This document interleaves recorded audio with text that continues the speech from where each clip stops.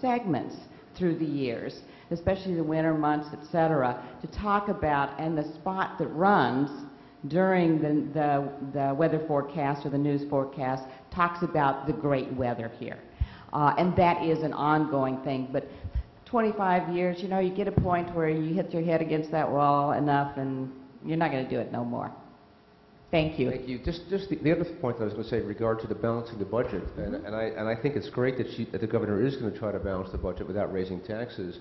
But one concern that I'm aware of, at least in terms of what I do in my job at the Disability Rights Center, is that half of that deficit is going to be solved with what they call FMAP money, federal stimulus money that was supposed to go for the Medicaid programs. And so a lot of what the governor is doing is basically taking money that the federal government has given us to try to provide to some poor people who have been really affected by budget cuts that already exist in the governor's budget. And so there's a lot of folks out there that are not particularly... Not quite right. Not pleased with the way the governor is trying to balance the budget. Well, what we're expected to receive is $106.7 million for this year. For next year, $142 million. And for fiscal 11, $71.1 million. Over the fiscal year 10 and 11. 320 is the total then? Yes, it is. And they have gone through all of the programs, and what it'll do, it will continue the programs, because we're not cutting programs. It's continuing the programs that we have today, but utilizing the federal funds for those programs rather than state general funds. Right, but the intent was to try to provide an additional stimulus to those programs, not necessarily. I don't think the intent was for the federal government to go trillions of dollars into debt just so the states can take that money and solve their own budget deficits. I think the idea was to take that money and use it for stimulus purposes so that it would be spent, and so that poor people, and mentally ill people, and mentally retarded people who were being affected by budget cuts, that it would soften the blow a little bit. And I don't think that this governor is doing that. I don't think that the other programs have been cut that much. And now do you expand programs, or are you just trying to increase the programs that you have? And I'd be more than happy to have the Department of Health talk to you about it. Okay, that'd be fine too. Good, thank you. Okay. Okay, any other questions, comments?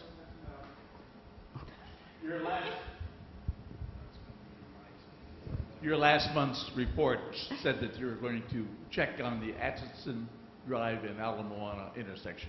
The potholes are still there. It's not potholes. This has to do with sweeping. The Department of Transportation comes out there on a regular basis. They say they sweep it, and our gentleman at the end here says that they don't sweep it. So I will continue to. I send them an email every week. Somebody's telling an untruth. Okay. Okay, if that's it, then thank you so much. Thank you. I'll say the same thing to you as Pete. I think you do a great job. Thank you. Okay. Okay, I know we have the representative from Scott Ishimoto's office still here. Okay, I had offered to get you out of here, out of order, right? But thank you. Okay.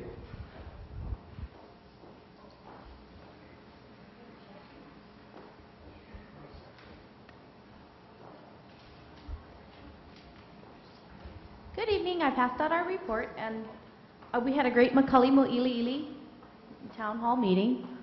Lots of issues came up. Homeless, it's our #1 issue. But we do have another totally against graffiti. It's a paint out. If anybody's interested in coming, it's a great opportunity for you to meet some of the legislators. And there's a lot of kids and staffers and lots of volunteers that come out. And, you know, of course, if you can't come out and donate your time, they do take any type of donations, plates, paper cups, napkins, anything. But, and I also wanted to let you know, the leaf blower bill, it didn't pass through the House, but the Senate bill 466 did pass through today, so it will be coming to the House. And I'm happy to take any questions back for the representative. They are still in session. They should, I think they should be finishing up. That is correct. Yes.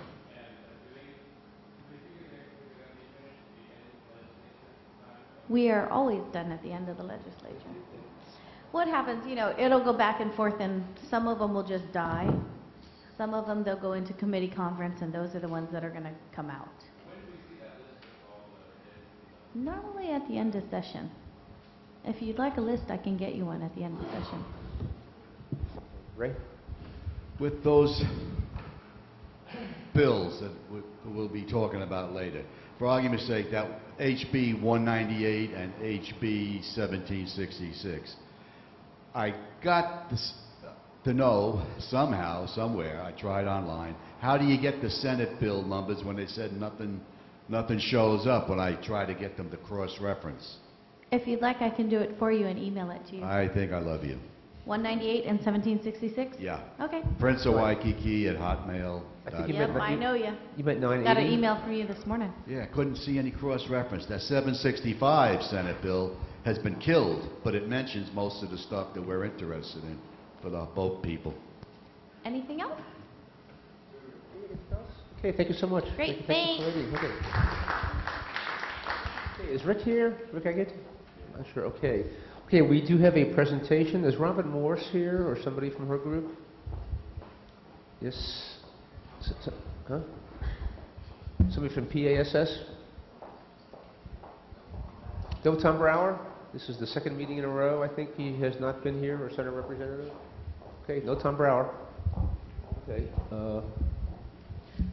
Hi, yes, I'm not Robin, but I'm Catherine Gian, and our organization is the Pacific Alliance to Stop Slavery. I'd like to thank you all for allowing us to present to you tonight, and I'm here to talk to you about a not so happy subject, but tourism related, definitely. I'm here to talk to you about pimps.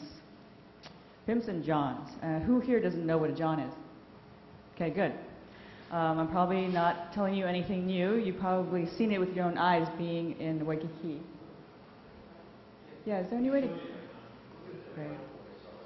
Yeah, we've got a PowerPoint for you, and we also have the hard copy of the slides out in front of you, along with a card that has our information for our website. So if you, concerned citizens or board members, would like to check out more information, you can go to our website, which is specific to Hawaii.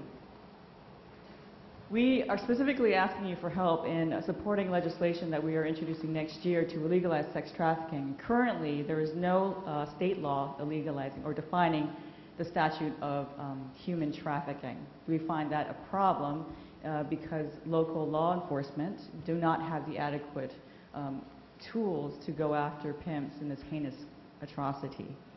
Now, what you think about prostitution is going to be probably maybe in need of an update. Don't worry, you know, I thought I had my own ideas about prostitution, why it came about, and what fuels it. But as I got more experience with the problem, I found out that there's a whole bunch about prostitution that the normal Joe or Joette has no idea about, and it needs to be addressed if we're expecting to actually heal our communities and keep them safe. Sex trafficking is another name for prostitution. Sex trafficking being the selling of women and children, both boys and girls, for the purposes of sex. It's basically slavery, the modern day form of it. Go ahead. What you see here are two pictures. On the right are two children. They're actually from Southeast Asia, but that picture was taken in Kuwait. They were trafficked for the purposes of sex. On the left-hand side, you'll see a small fertility statue, which is actually a representation of a gold Buddha that was found inserted within the private parts of a 9-year-old girl. She, along with her 5-year-old sister, were found imprisoned by a Frenchman in Thailand who abused them, severely raped them, took pictures of it. Now, when the authorities caught him, freed the girls, took them into custody, and brought him to trial, what they brought him to trial for was not for the abuse that he committed to these kids, but rather for defiling a sacred idol, a sacred object. Now, that is a very extreme case, but something that we see a lot with the inefficacy of current laws addressing the problem of human trafficking, prostitution, especially of children, which happens here in Hawaii. What is trafficking? Now, the concept of trafficking, which is slavery, is the denial of the liberty of another. Okay, a lot of people think that maybe it entails travel. Well, yes, it does, but the essence of all of these federal laws addressing